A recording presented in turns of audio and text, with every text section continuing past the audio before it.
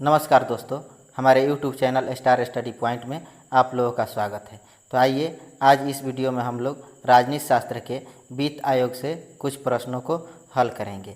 इससे पहले आप मेरे चैनल को सब्सक्राइब कर लीजिए तथा शेयर कर दीजिए, जिससे कि आपको समय समय पर नोटिफिकेशन मिले और आप बेहतर तैयारी कर सकें। तो अब हम चलते हैं प्रश्न की तरफ। तो हमारा प्रश्न है, सामान्य रूप में भारत में प्रति 5 वर्ष बाद वित्त आयोग की नियुक्ति की जाती है। ए है राज्यों की वित्तीय स्थिति निर्धारित करने के लिए, बी है केंद्रीय सरकार की वित्तीय स्थिति निर्धारित करने के लिए, सी है केंद्रीय सरकार के वित्तीय संसाधन निर्धारित करने के लिए, डी है केंद्रीय अनुदान और संघ के राजस्व में राज्यों का अंश निर्धारित करने के लिए। तो क्या होगा उत्तर इसका?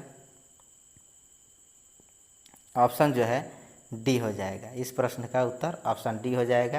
केंद्रीय अनुदान और संघ के राजस्व में राज्यों का अंश निर्धारित करने के लिए संविधान का अनुच्छेद 280 में जो है ये दिया गया है कि प्रत्येक 5 वर्ष बाद यानी 5 वर्ष के अंतराल पर एक वित्त आयोग के गठन का प्रावधान है। इस मुख्य कार्य जो है संघ और राज्यों के बीच करों के शुद्ध आगामों के वितरण के बारे में और राज्यों के बीच ऐसे आगामों के आवंटन के तरीके के संबंध में राष्ट्रपति को सिफारिश प्रस्तुत करना है।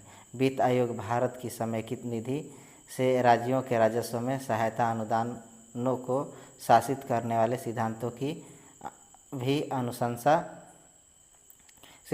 भी अनुशंसा करता है। ठीक है, यह अपनी रिपोर्ट राष्ट्रपति को सौंपता है। वित्त आयोग का गठन केसी नियोगी की अध्यक्षता में 22 नवंबर 1951 को किया गया था।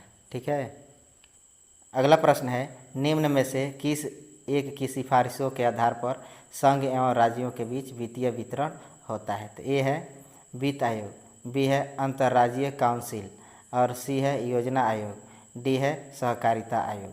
तो क्या होगा उत्तर इसका? ऑप्शन जो है ये हो जाएगा वित्त आयोग।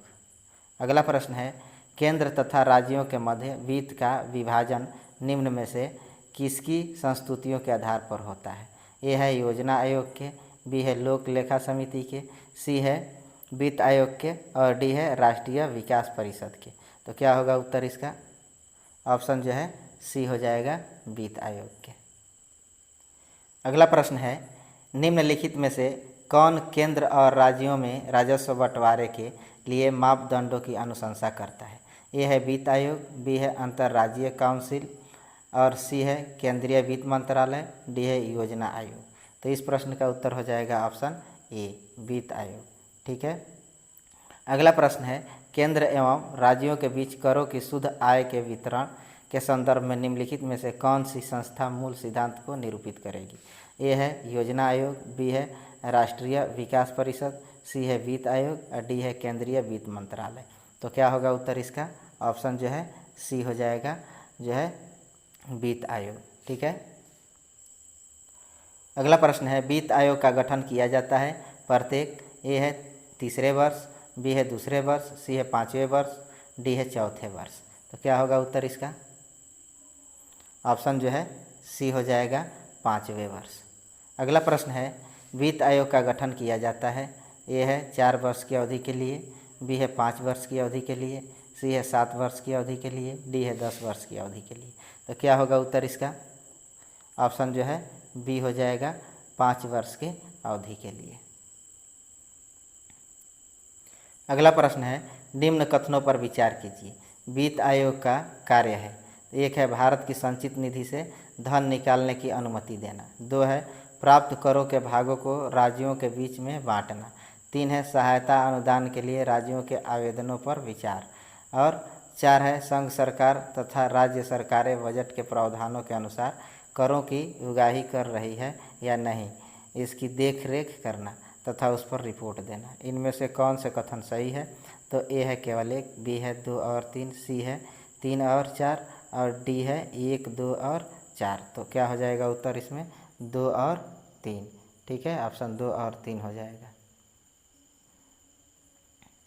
संविधान के अनुच्छेद 280(3) के अनुसार वित्त आयोग के कार्य है, एक है केंद्र और राज्यों में राजस्व के वितरण और राज्यों के बीच उसके आवंटन के लिए मापदंडों यानी सिद्धांतों की अनुशंसा करना। दूसरा काम है कि संघ द्वारा राज्यों को दिए जाने वाले सहायता अनुदानों के संबंध में सिद्धांत निश्चित करना। तीसरा कार्य है कि राज्यों के वित्त आयोगों द्वारा दी गई सिफारिशों के आधार पर स्थानीय निकायों के विकास के लिए राज्य की निधि में वृद्धि के लिए आवश्यक उपाय सुझाना। चौथा काम है कोई अन्य विषय जिसके बारे में राष्ट्रपति आयोग से सिफारिश करेगा। भारत की संचित निधि से धन निकालने की अनुमति देना संसद का कार्य है। संघ सरकार तथा राज्य सरकारें बजट के प्रावधानों के अनुसार करों की उगाही कर रही है या नहीं, इसकी देखरेख करना वित्त मंत्रालय का कार्य है। तो इस प्रकार कथन जो है 2 और 3 हमारा सही है। ठीक है। अगला प्रश्न है वित्त आयोग का मुख्य कार्य है ए केंद्रीय करों में राज्यों के भाग तथा केंद्र द्वारा राज्यों के लिए दी जाने वाली वित्तीय सहायता के सिद्धांत निर्धारित करना। बी है राज्यों पर वित्तीय नियंत्रण। सी है केंद्र पर वित्तीय नियंत्रण। डी है उपयुक्त में से कोई नहीं। तो क्या हो जाएगा इस प्रश्न का उत्तर? तो इसका उत्तर हो जाएगा ऑप्शन ए, केंद्रीय करों में राज्यों के भाग तथा केंद्र द्वारा राज्यों के लिए दी जाने वाली वित्तीय सहायता के सिद्धांत निर्धारित करना। ठीक है। अगला प्रश्न है वित्त आयोग राष्ट्रपति को संस्तुति भेजने में मुख्य रूप से संबंधित है। यह है राज्यों को दिए जाने वाले अनुदान के सिद्धांत से। बी है राज्यों एवं केंद्र के बीच करों के बंटवारे से। सी है न तो ए न ही बी से। और डी है ए तथा बी दोनों से। तो क्या हो जाएगा उत्तर इसका? ऑप्शन जो है डी हो जाएगा, ए तथा बी दोनों से। अगला प्रश्न है भारत के वित्त आयोग के संदर्भ में निम्नलिखित में से कौन सा एक कथन सही है? तो ए है वह अवसंरचना विकास हेतु विदेशी पूंजी अंतर प्रवाह प्रोत्साहित करता है। बी है वह सार्वजनिक क्षेत्र के प्रतिष्ठानों में समुचित वित्त वितरण को सुगम बनाता है। सी है वह वित्तीय प्रशासन में पारदर्शिता सुनिश्चित करता है। डी है एक संदर्भ में उपयुक्त। ए बी तथा सी कथनों में से कोई भी सही नहीं है। तो क्या होगा उत्तर इसका? ऑप्शन जो है डी हो जाएगा, ए बी तथा सी कथन में कोई सही नहीं है। भारतीय संविधान के अनुच्छेद 280(3) के तहत भारत का वित्त आयोग निम्नलिखित मामलों में सुझाव देता है। पहला है संघ और राज्यों के बीच करों के शुद्ध आगमों का वितरण। दूसरा है अनुच्छेद 275 के तहत भारत की संचित निधि में से राज्यों के राजस्व में सहायता अनुदान। तीसरा है राज्य वित्त आयोग की सिफारिशों के आधार पर राज्यों में स्थानीय निकायों यानी पंचायतों एवं नगरपालिकाओं के संसाधनों की अनुपूर्ति हेतु राज्य की संचित निधि के संवर्धन के लिए उपाय। तथा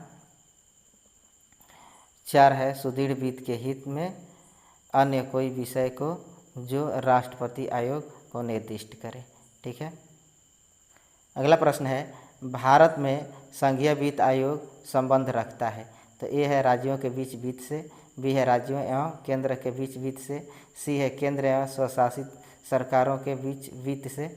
और डी है इनमें से कोई नहीं। तो क्या होगा उत्तर इसका? ऑप्शन बी हो जाएगा, राज्यों एवं केंद्र के बीच वित्त से। अगला प्रश्न है केंद्र व राज्यों के मध्य वित्त का बंटवारा किसकी सिफारिश पर होता है? ए है वित्त मंत्रालय। बी है वित्त आयोग। सी है रिजर्व बैंक ऑफ इंडिया। और डी है नाबार्ड।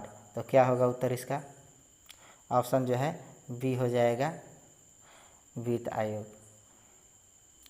अगला प्रश्न है 12वें वित्त आयोग के अध्यक्ष कौन थे? तो ए है एम खुसरो। बी है केसी पंत। सी है मोन्टेक सिंह। डी है सी रंगराजन। तो क्या होगा उत्तर इसका? ऑप्शन जो है डी हो जाएगा, सी रंगराजन। भारतीय संविधान के अनुच्छेद 280 के तहत प्रत्येक 5 वर्ष के बाद वित्त आयोग के गठन का प्रावधान है। वित्त आयोग में एक अध्यक्ष के अतिरिक्त 4 अन्य सदस्य होते हैं जिनकी नियुक्ति जो है भारत के राष्ट्रपति के द्वारा की जाती है। वित्त आयोग का मुख्य कार्य जो है केंद्र एवं राज्यों के बीच करों के बंटवारे के अतिरिक्त केंद्र द्वारा राज्यों को दी जाने वाली सहायता अनुदान राशि के संबंध में राष्ट्रपति को सिफारिशें प्रस्तुत करना आदि है।